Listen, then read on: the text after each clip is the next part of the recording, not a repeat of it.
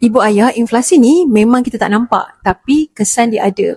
Contoh, kalau kita ada duit simpanan RM10,000 hari ni dengan kadar inflasi sekitar 2 ke 3%, kuasa beli RM10,000 ni sebenarnya makin lama makin hilang. Rasa macam duit kita sama saja ada dalam tangan, tapi barang yang kita dapat beli dah semakin sedikit. Sekarang bayangkan pula duit raya anak kita.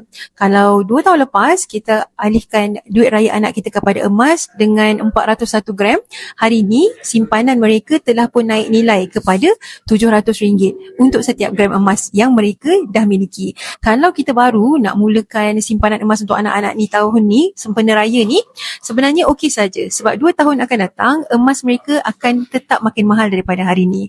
Jadi untuk dana pendidikan anak, kita tak boleh biar duit simpanan mereka dirompak perlahan-lahan oleh inflasi tanpa kita sedar ni.